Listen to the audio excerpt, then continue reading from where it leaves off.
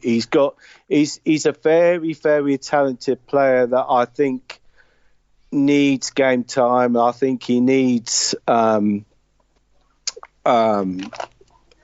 think he's one of those players that that I think everybody knows he's got it in him, but sometimes it's a bit frustrating to wait for him to bring it out. So hopefully he's going to be. Is there any more business on the way? I don't know. Sometimes trying to get information out of the club is easier than trying to get trying to work out Brexit at times. but I think we'll wait and see. We'll wait and see. As the old saying goes, in Danny Ward we trust. He knows what he's doing. He's got us into Super League. Let's be honest. So it's not as if he knows what's ahead. So let's wait and see. Let's wait and see. Being realistic, London are favourites to go down. What I want you to do, Ian, is make the case for us for why London are going to stay up. I think if we make our home ground our own, it's a really, really tight ground. As everybody knows, it's possibly, again, it's not going to be everybody's favourite ground. Weird sort of angles and where the stands are going to be, that sort of stuff is going to be a bit disorientating, isn't it? I think not only that, but with the floodlights on, you kick the ball in the air, there's always that effort of actually trying to spot the ball, I think, a few of the times. Or where you are on the pitch with the different painted lines. Well, there is. Oh, down. You'll have the old Toronto lot. All I starting on that one. Everybody predicts London to go down, and I understand that concept. But it's if we can make our home ground our fortress, get off to a good start. Danny Ward will have the players fired up. Danny Ward is a wily old character. He knows what Super League is all about. He knows what it takes to stay in that league. So he'll get the players motivated and up and running. If we can win majority of our home games, obviously with games at Wigan, St Helens, Warrington, those are the type of games where you expect that not to come away from it. If you come away with something, then that's a bonus.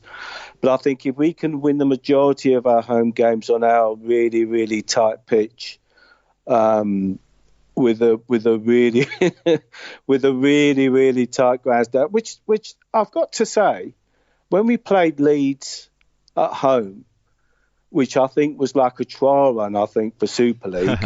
It was really is a nice atmosphere. Yeah. It's and I'm not, again, no disrespect, but everybody keeps saying about London going to a bigger ground, but when you see some of the games on television played in big stadiums, when you say, you do wonder if anybody's actually there, because the atmosphere sounds awful. Well, we had Barry McDermott on the show earlier in the year, didn't we, talking about the atmosphere at somewhere like, say, at Huddersfield, where there's loads of space, and so the noise kind of disappears, and you're running into a corner, an empty corner. At least at London, everyone is tight around the ground. There might not be as many of them there, but there's people all the way around the pitch kind of tight in on you, watching every little bit of mistake, and you can probably hear everything they say to you as well. Oh, it's like I said, it's some of you lot have got wicked tongues. Once Big Al gets on the drum, and once Ramo starts off, and once you can hear the rebel in the crowds all around, especially in the main stand. But look, at the end of the day, it's our ground. We can't. Let's be honest. We can't go to any football ground. We've been to all these grounds before, and one of the things about London was everybody used to quip about not when we're going to play, but where we're going to play. And it probably makes with the temporary standings when they're up will not be nice cushioned seats and warm seats in stands. Especially the first part of the year, it'll be all batten down the hatches, take your ski suits and everything like that. But it's our ground, and it's going to be tight. It's going to be compact. You'll probably sort of be able to touch the players, but you're going to get a good atmosphere, and it's our ground, and that's where we're going to be. And I think that's that's a really good point. I think that the stadium situation has probably been underplayed a little bit as well, and they're going to be the only team playing in Super League on an artificial pitch. What's Widnes's pitch? Well, Widnes have been relegated, haven't they? Of course they have. Yeah. Loads of people moaned about Widnes's pitch, haven't they? Well, I think London the did trouble a with much better surface. Don't get me wrong, but that might play into London's hands as well with the home field advantage. I think that's a really fine point. Yeah, I think the issue is with that's. I mean, you go back to all these places now, and that's the reason why Andrew Henderson took the club there, was with the 4G pitch. You can actually see the academy played before the first team, and with this new conference that's set up, with this Southeastern, which includes the Welsh sides, you're going to get these Super League matches, and hopefully some of these conference matches will be staged before the Super League matches, which will encourage those players to say, look, we're playing before a Super League game. Yeah, years to come, yeah. With big crowds, hopefully, we really hope the fans from the Super League clubs would enjoy their visit to London. We know that there's always been issues with the past regarding getting to London, but those who haven't been to the ground do come along, because it's a really homely place. It's just off the A40, so the road itself isn't too bad. It's easier to get to than where we've been before. I think there's a lot of people looking forward to their visits back to London. I've spoken to a lot of people who are excited about London being back in Super League, so long may it continue as far as I'm concerned. One last point from you: is there any of the young players that maybe we're not as familiar with because London have been outside of Super League for a few years? Is there any of the young players at London that we should be looking out for in 2019 in particular? There's a couple that springs to mind. There's in the squad itself, coming up from the academy, who have been on first team, who have now been given first team contracts. I'm just looking down now. You are looking at. There was one player. Sorry, excuse me. I'm just sort of looking it up now. No, it's my. You're looking at players. Jacob Ogden, really, really good player in the making. Like I said, James Meadows, a really, really talented player who I think has got it in him to really be a good player. But like I said, one of the frustrating things is actually seeing him perform. Gideon Bofo, So where does he play? That's not a name I've even heard of before. Gideon Bofo. Well, basically what he is he's a fullback. He used to play. He started off with the Croydon Hurricanes. So again, that's one of the things that's a real shot in the arm for the local amateur league in the London. When you're actually getting players who are actually playing amateur rugby league in the London area, actually making it into the squad to play in Super League.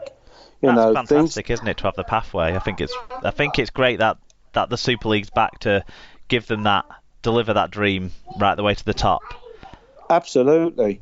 And it's like I said, I know I repeat myself, but you go back to when you had coaches like Andrew Henderson and David Hughes, and both together they saw this as the only way forward for the sport in London. Is we see all these financial issues with clubs who spend money on overseas. Yeah. But you've got to look at within your own area, because without the amateur players in your local area, the finances of the sport aren't brilliant. as we found out. And also with London going to Ealing, they're now able to look at players and say, look, there we go. Do you fancy? And we good. That's a really exciting. It's a really exciting point to sort of finish on, isn't it? Really, that London Rugby League it's grown. In the time that London have been out of the Super League, it's the grassroots have grown, the pathways for people coming in. The Broncos have improved their scholarship structures massively, and now we're going to start to see more young talent coming through into the professional game from the South East, which is absolutely fantastic. And hopefully a few of those names you've mentioned we'll get to see in 2019 in Super League and beyond 2019 as well. So thank you for tipping us off to a few of the potential future stars, Ian, and thank you for looking ahead to the 2019 season with us and being involved on this Super League Pod Short.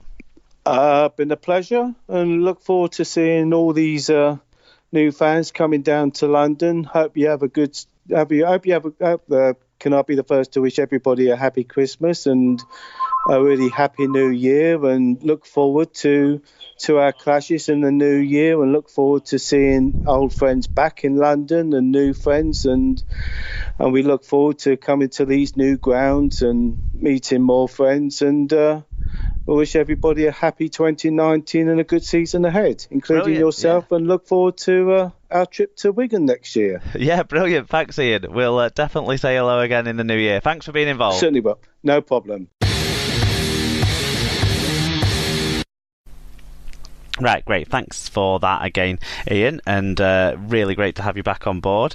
And hopefully we'll hear loads more from you as 2019 rolls on. For the rest of you, thanks for listening to this episode of SLP Shorts. Keep your eyes and ears out for more episodes as we continue through the off-season. If you want more SLP in your life, you can find us at Super League Pod on Twitter and Instagram, facebook.com/Super League Pod, or you can email us superleaguepod@gmail.com. You can get some more SLP content on our blog, which you can find at superleaguepod.com. If you go there, you'll find a little bit of a retrospective looking back to the hopes and dreams I set forward at the start of 2018 to see if any of those have been met and realised. You can find more episodes of the show, including all the other clubs we've looked at so far in this off-season roundup. You can find those through Spreaker, iTunes, YouTube, Podcast Addict, Leaguecast app, rugbyleaguemedia.com. They're the sorts of places, and probably other places too. We want to thank you all for listening. Until you hear from us again, keep enjoying and supporting the greatest game of all, Rugby League.